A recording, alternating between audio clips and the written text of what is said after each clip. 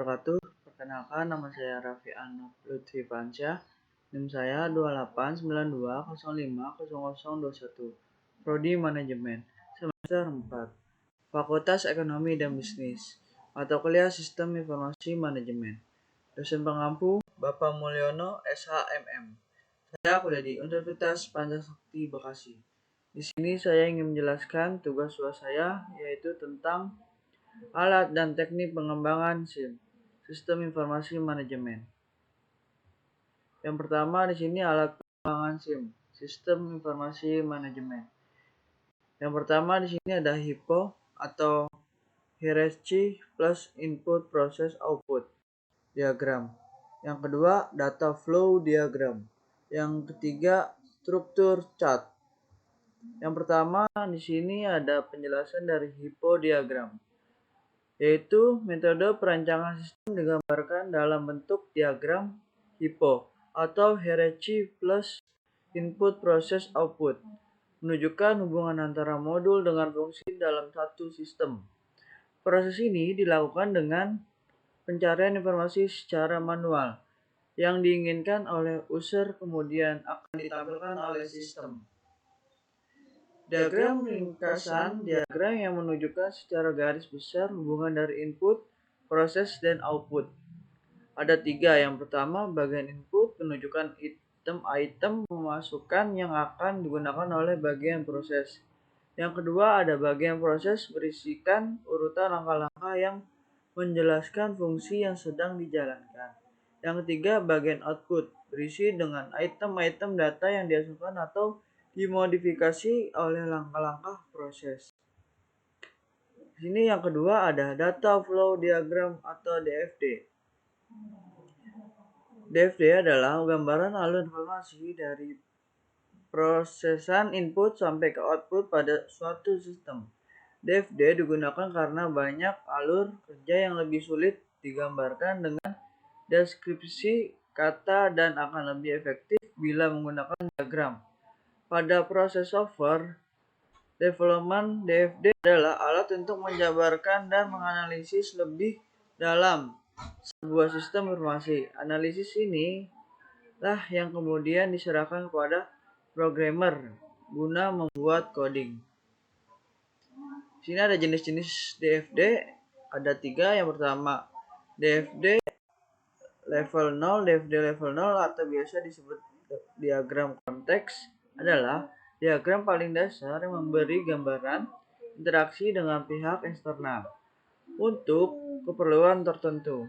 Setiap informasi dalam DFD level 0 tidak berkorelasi terhadap basis data pada store.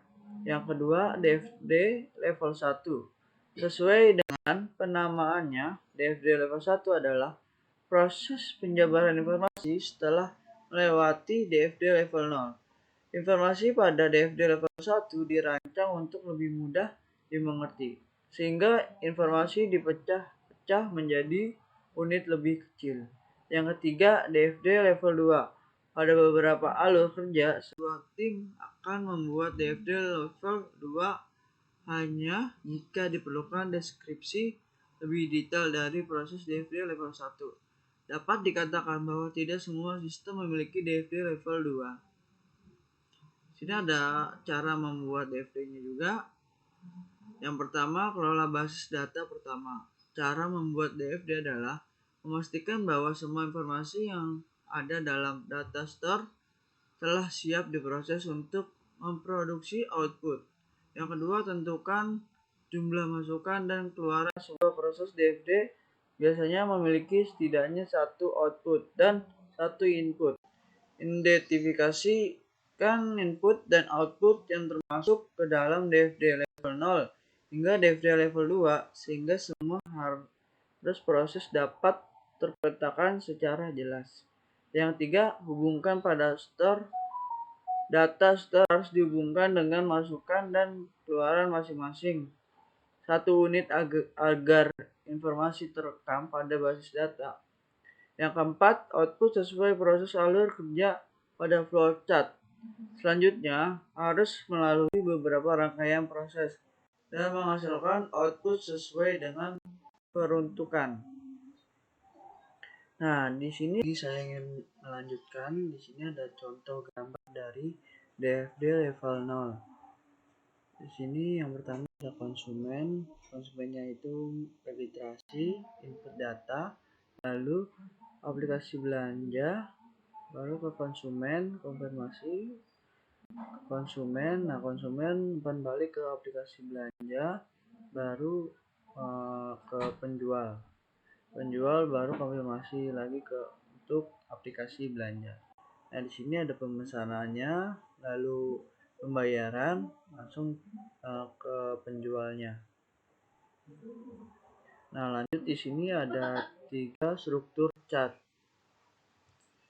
Struktur chart merupakan chart yang digunakan dalam bidang software engineering yang menunjukkan keseluruhan komponen yang harus diikut sertakan dalam sebuah program pada level atas, di mana komponen ini diatur atas disusun menggunakan format hierarki yang menyiratkan urutan, pilihan, dan perulangan. Dalam kata lain, struktur chart menggambarkan rincian dari konfigurasi sistem ke level yang lebih dapat diatur dan lebih sederhana. Terima kasih dari presentasi video UAS saya. Mohon maaf kalau ada salah-salah kata, mohon dimaafkan. Terima kasih.